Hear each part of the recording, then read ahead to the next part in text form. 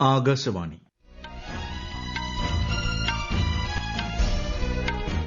തിരുവനന്തപുരം പ്രാദേശിക വാർത്താ വിഭാഗത്തിന്റെ പ്രത്യേക വാർത്താ ബുള്ളറ്റിൻ വായിക്കുന്നത് കരോൾ ത്രേസ്യാമ്മ അബ്രഹാം.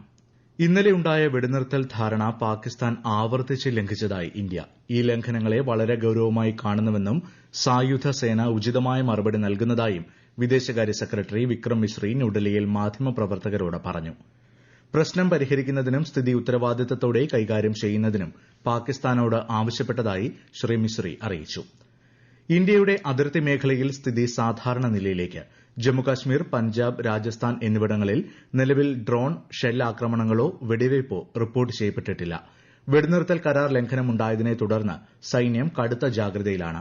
വെടിനിർത്തൽ ധാരണയിലെത്തിയതിന് മണിക്കൂറുകൾക്ക് ശേഷമാണ് പാകിസ്ഥാൻ സൈന്യം പ്രകോപനം ആരംഭിച്ചത്. ഇന്നലെ വൈകിട്ട് 5 മുതലാണ് ഇന്ത്യയും പാകിസ്ഥാനും തമ്മിൽ വെടിനിർത്തൽ നിലവിൽ വന്നത്. ഉച്ചകഴിഞ്ഞ് 3:35-ന് പാകിസ്ഥാൻ സൈനിക ഓപ്പറേഷൻസ് ഡയറക്ടർ ജനറൽ ഇന്ത്യൻ ഡിജിഎംഒയുമായി സംസാരിച്ചിരുന്നു. ഇരുപക്ഷവും കരയിലും വായുവിലും കടലിലുമുള്ള എല്ലാ വെടിവയ്പ്പുകളും സൈനിക നടപടികളും നിർത്താൻ ധാരണയായി. നാളെ ഡിജിഎംഒ തലത്തിൽ വീണ്ടും ചർച്ച നടക്കാനിരിക്കെയാണ് വെടിനിർത്തൽ ലംഘനമുണ്ടായത്.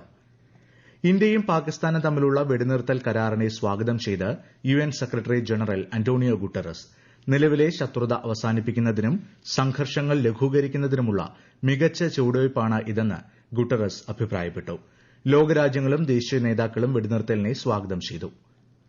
ഇന്ത്യയും പാകിസ്ഥാനും തമ്മിലുള്ള വെടിനിർത്തൽ കരാറിനെ സ്വാഗതം ചെയ്യുന്നതായി യുകെയും അറിയിച്ചു. സംഘർഷം ലഘൂകരിക്കുന്നതിനുള്ള നടപടികൾ തുടരാൻ ഇരു രാജ്യങ്ങളോടും യുകെ പ്രധാനമന്ത്രി കെയർ സ്റ്റാമർ അഭ്യർത്ഥിച്ചു. ഇന്ത്യയും പാകിസ്ഥാനും തമ്മിൽ ഇന്നലെയുണ്ടായ വെടിനിർത്തൽ ധാരണയിൽ ഉറച്ചു നിൽക്കുമെന്നും അതേസമയം സംഘർഷങ്ങളോട് ശക്തമായി പ്രതികരിക്കുമെന്നും സൈന്യം അറിയിച്ചു. ഇന്ത്യയും പാകിസ്ഥാനും തമ്മിലുള്ള വെടിനിർത്തൽ ഔദ്യോഗികമായി സ്ഥിരീകരിച്ച ശേഷം സൈനിക ഉദ്യോഗസ്ഥരായ സോഫിയ ഖുറേഷി, വ്യോമിക സിംഗ്, രഘു നായർ എന്നിവർ നടത്തിയ സംയുക്ത വാർത്താ സമ്മേളനത്തിലാണ് ഇക്കാര്യം വ്യക്തമാക്കിയത്. പാകിസ്ഥാന്റെ ഭാഗത്തുനിന്നും തെറ്റായ വിവരങ്ങളാണ് പ്രചരിപ്പിക്കുന്നതെന്നും വിവരങ്ങൾ വസ്തുനിഷ്ഠമായി പ്രസ്താവിക്കേണ്ടത് സൈന്യത്തിന്റെ ഉത്തരവാദിത്തമാണെന്നും സൈനിക വക്താക്കൾ പറഞ്ഞു. അതിർത്തിയിൽ വിന്യസിച്ചിരിക്കുന്ന സൈന്യത്തിന്റെ ആവശ്യങ്ങൾക്കായി രാജസ്ഥാന് കൂടുതൽ വെള്ളം വിട്ടുകൊടുക്കാൻ തീരുമാനിച്ച് പഞ്ചാബ്. രാജ്യത്തിന്റെ ഐക്യം, സമഗ്രത എന്നിവ ഉറപ്പാക്കുകയാണ് പ്രധാനമെന്നും രാജസ്ഥാൻ സർക്കാർ ആവശ്യപ്പെട്ട അധിക ജലം നൽകുമെന്നും പഞ്ചാബ് മുഖ്യമന്ത്രി പ്രസ്താവനയിൽ പറഞ്ഞു. സാമൂഹ്യ ബോധവൽക്കരണ പരിപാടികൾ ഒഴികെയുള്ളവയിൽ civil defence air raid siren ശബ്ദം ഉപയോഗിക്കുന്നത് ഒഴിവാക്കാൻ എല്ലാ മാധ്യമങ്ങൾക്കും സർക്കാർ നിർദ്ദേശം നൽകി.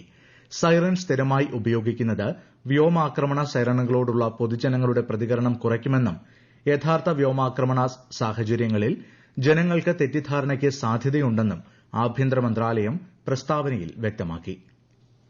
ഇന്ത്യ പാകിസ്ഥാൻ സംഘർഷത്തിന്റെ യഥാർത്ഥ ദൃശ്യങ്ങളെന്ന വ്യാജേന നിരവധി ഗെയിമിംഗ് വീഡിയോകൾ പ്രചരിക്കുന്നതായി കേന്ദ്ര സർക്കാർ. അത്തരം വ്യാജ സന്ദേശങ്ങൾക്കെതിരെ ജാഗ്രത പാലിക്കണമെന്ന് പ്രസ് ഇൻഫർമേഷൻ ബ്യൂറോയുടെ ഫാക്ട് ചെക്ക് വിഭാഗം അറിയിച്ചു. സംഘർഷ സാധ്യത കണക്കിലെടുത്ത് രാജ്യരക്ഷാ മന്ത്രിയുടെ ഓഫീസ് സിവിൽ തയ്യാറെടുപ്പിനുള്ള നിർദ്ദേശങ്ങൾ നൽകുന്ന തരത്തിലുള്ള വാട്സ്ആപ്പ് സന്ദേശവും വ്യാജമാണെന്ന് പിഐബി പറഞ്ഞു. ഡൽഹി വിമാനത്താവളത്തിന്റെ പ്രവർത്തനങ്ങൾ സുഗമമായി തുടരുന്നതായും എന്നാൽ സുരക്ഷാ കാരണങ്ങൾ മുൻനിർത്തി വിമാന സമയങ്ങളിൽ മാറ്റങ്ങൾക്ക് സാധ്യതയുണ്ടെന്നും വിമാനത്താവള അധികൃതർ അറിയിച്ചു. യാത്രക്കാർ സുരക്ഷാ ഉദ്യോഗസ്ഥരുമായി സഹകരിക്കണമെന്നും വിമാന സമയം സംബന്ധിച്ച് എയർലൈൻ കമ്പനികളുമായി ബന്ധപ്പെടണമെന്നും നിർദ്ദേശമുണ്ട്. മുംബൈ ഛത്രപതി ശിവജി മഹാരാജ് അന്താരാഷ്ട്ര വിമാനത്താവളവും യാത്രികർക്കായി മാർഗ്ഗനിർദ്ദേശങ്ങൾ പുറത്തിറക്കി. അതിർത്തിയിലെ സംഘർഷത്തിന്റെ പശ്ചാത്തലത്തിൽ റെയിൽവേ സ്റ്റേഷനുകളിലും ട്രെയിനുകളിലും സുരക്ഷ ശക്തമാക്കി. റെയിൽവേ സ്റ്റേഷനുകൾ, പ്ലാറ്റ്ഫോമുകൾ, ട്രെയിനുകൾ, സ്റ്റേഷൻ യാർഡുകൾ എന്നിവിടങ്ങളിൽ സംശയാസ്പദമായ രീതിയിൽ വ്യക്തികളെയോ ഉപേക്ഷിച്ച നിലയിൽ ബാഗുകളോ കണ്ടാൽ ഉടൻ തന്നെ ബന്ധപ്പെട്ട കൺട്രോൾ റൂം നമ്പറിൽ അറിയിക്കണമെന്ന് റെയിൽവേ പോലീസ് അറിയിച്ചു. സിവിൽ ഡിഫൻസ് പരിശീലനം കാലഘട്ടത്തിന്റെ ആവശ്യമാണെന്ന് പഞ്ചാബ് ഗവർണറും ചണ്ഡീഗഡ് അഡ്മിനിസ്ട്രേറ്ററുമായ ഗുലാബ് ചന്ദ് കത്താരിയ.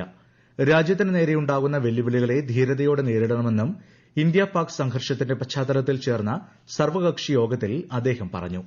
ഏത് തരത്തിലുള്ള അടിയന്തര സാഹചര്യവും നേരിടാൻ പഞ്ചാബ് തയ്യാറാണെന്ന് മുഖ്യമന്ത്രി ഭഗവന്ത് സിംഗ് മാൻ അറിയിച്ചു. പാക് സൈന്യം വിക്ഷേപിച്ച മിസൈൽ ലക്ഷ്യം തെറ്റി പാകിസ്ഥാനിലെ ജനവാസ മേഖലയിലുള്ള ഗുരുദ്വാരയ്ക്ക് സമീപം പതിച്ചു. സ്ഫോടനത്തിൽ ഗുരുദ്വാരയ്ക്ക് ചെറിയ തോതിലുള്ള നാശനഷ്ടങ്ങൾ സംഭവിച്ചതായാണ് വിവരം. പ്രത്യേക വാർത്താ ബുള്ളറ്റിൻ കഴിഞ്ഞു. ആകാശവാണി വാർത്തകൾ all India radio news Thiruvananthapuram എന്ന യൂട്യൂബ് ചാനലിൽ ലഭ്യമാണ്. അടുത്ത വാർത്താ പ്രക്ഷേപണം ഉച്ചയ്ക്ക് 12:30.